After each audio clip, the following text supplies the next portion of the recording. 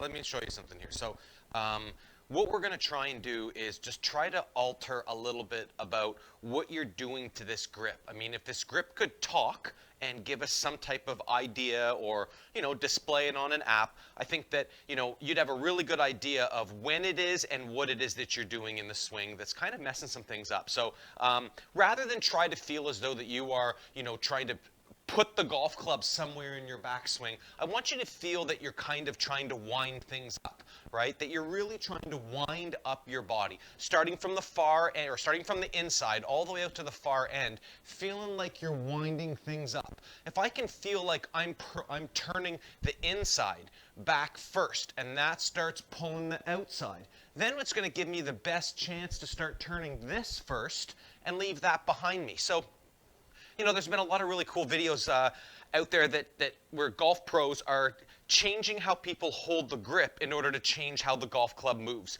There's one where you shot with your right hand on, you put your left hand like this, and you go ahead and you hit it, right? And then there's another one where you do the exact opposite, right? You put the hand on the back like this, and you go ahead and you hit it. Then there's a really cool one that, you'll and then you try and make the motion of the whole swing with just a couple of fingers. All that's doing is that's taking away the golfer's ability, but the impulse into the shaft.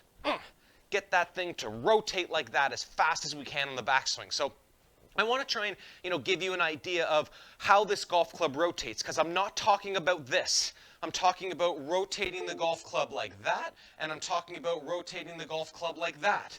Right? And when you are doing something to pull on this side kind of like that in the backswing, it gets the club into well, let's call it this way, a seesaw position where that's light and that's heavy, and at some point you've got to flip it back around. But by doing so, it's throwing the club off plane. So feeling that you're making your golf swing where the golf club isn't rotating back and forth or up and down, and how do you feel like that can stay on that same line all the way back to the top? What you're going to start to notice is that you don't have to put so much energy into the club or energy into anything here on you, but as you turn up and leave things kind of the way that they are, right? Leave the golf club the way that it is, all the way to the top.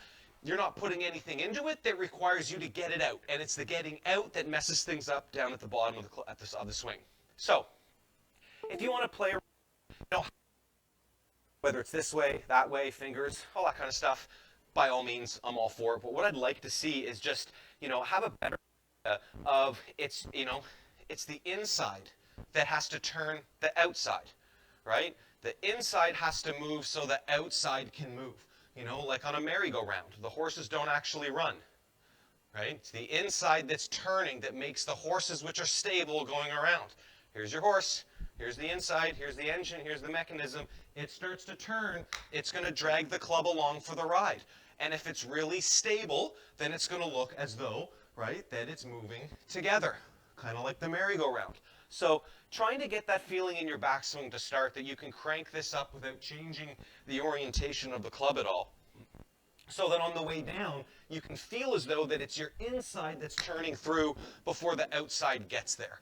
And I think that if we talked about, your squeeze on the way back, and then maybe a little bit of your intentions on the way through, we can really change your swing without getting into too much mechanics. Sound right? Okay?